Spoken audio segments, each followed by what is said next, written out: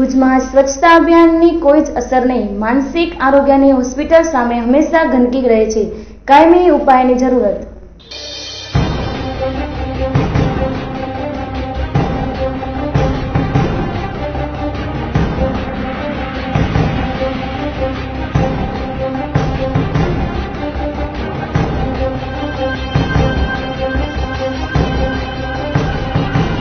ભુજની માનસિક આરોગ્યની હોસ્પિટલ સામે કચરાના ઢગ ખડકાયા છે અને ગટરના પાણી ફરી વળતા ગંદકીએ માજા મૂકી છે. સફાઈ લેનાર કોન્ટ્રાક્ટ કોઈ આ તરફ સફાઈ માટે આવતા નથી અને નગરપાલિકામાં લોકોની ફરિયાદ સાંભળનાર કોઈ નથી. આ વિસ્તારના રહેવાસી મંદાબેને આક્રોશ વ્યક્ત કરતા જણાવ્યું હતું કે આ ગંદકી છે. 3 દિવસ થયા ગટર જાય છે, કચરા વાળો આવતું નથી, પાણી ઉપરથી એટલું જાય છે. મારો છોકરો બીમાર પડ્યો છે, 2 વખત દવાખાને લાગી, આંખની એલર્જી થઈ ગઈ છે. ડોક્ટર કીધું કે આ ગંદકીના હિસાબે, પણ કોઈ સફાઈ કરવા આવતું નથી.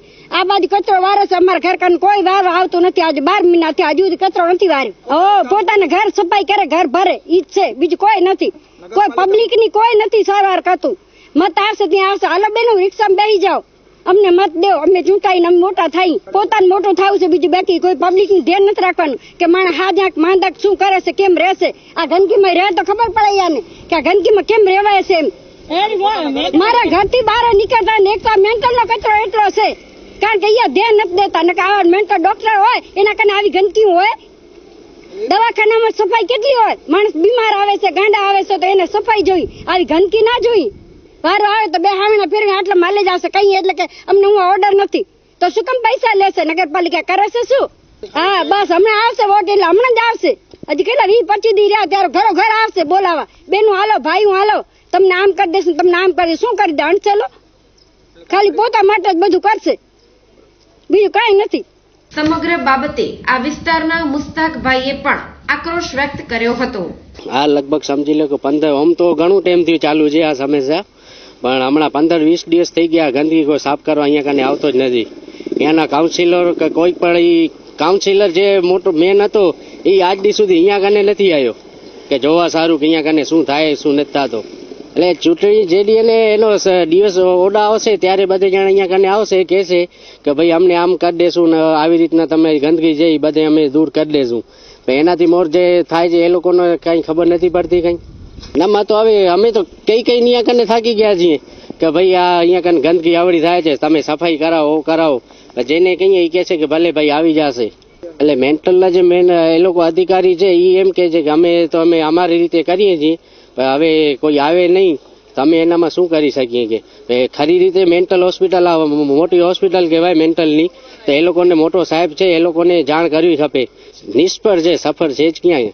ખાલી કે નગરપાલિકા વાળા આવે ઈ કહે છે કે અહીંયાના જો ચૂંટેલા આવે ઈ કહે છે કે અમે ફોટા કઢાવ હોય ત્યારે અહીંયા કને ઝાડુ લઈને આવે કે અમે સફાઈ ઝુંબેશ રાખીએ છીએ ને આ રાખીએ છીએ, પણ સફાઈ ઝુંબેશ જયારે આ કરવાનું હોય ત્યારે એ નથી કરતા. વર્ષોથી ગંદકીથી પરેશાન આ વિસ્તારના આજાબહેને પણ વ્યથા વ્યક્ત કરતા કહ્યું હતું કે આ કચરો હકડો ઘાટર રાત 15 દીધા ઘાટર રાતી હાણે રોગચાળો થી ઉલટી દે મોય દુકાન હતા સેજો ઘાટર રાતી 15 દીધા કો ભંગ્યો આટી નતો સરખી ગાલ કોઈ નતો કરી.